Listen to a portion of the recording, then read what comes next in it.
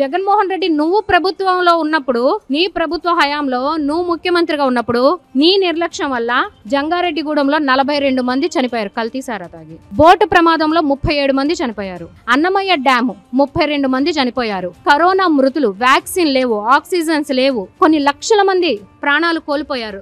మహిళల మీద అత్యాచారాలు, హత్యలు. నీ అవినీతి దాహానికి దేశంలోనే ఎక్కడా లేనటువంటి నికృష్టపు బ్రాండ్లు తీసుకొచ్చి నీ లిక్కర్ తాగటం వల్ల, ఈ చీప్ లిక్కర్ తాగటం వల్ల 35,000 మంది ప్రాణాలు కోల్పోయారు. మరి ఎల్జీ పాలిమర్స్ లో 11 మంది మృతి చెందారు. ఇవన్నీ జరిగినప్పుడు జగన్మోహన్ రెడ్డి ఏమైపోయాడు? అధికారంలో ఉండి, ముఖ్యమంత్రి స్థాయిలో ఉండి బాధ్యత ఎందుకు తీసుకోలేదు? ఇవాళ ఇవన్నీ మాట్లాడుతున్నాడు. జగన్మోహన్ రెడ్డి ప్యాలెస్ లో వదిలి బయటికి రావాలంటే శవాలు ఉంటేనే వస్తాడు, శుభాలకి రాడు, అశుభాలకు వస్తాడు. జగన్మోహన్ రెడ్డి కూడా అంతే కదా.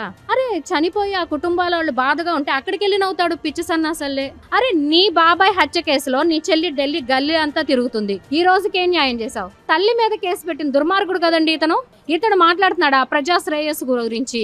దెయ్యాలు వేదాలు వల్లించినట్టు ఉంటాయండి జగన్మోహన్ రెడ్డి వైసీపీ వాళ్ళు ప్రజా సంక్షేమం గురించి మాట్లాడుతుంటే. ప్రజల సంక్షోభం మాత్రమే తెలిసినటువంటి వ్యక్తులు వైఎస్ఆర్సీపీ పార్టీ వ్యక్తులు.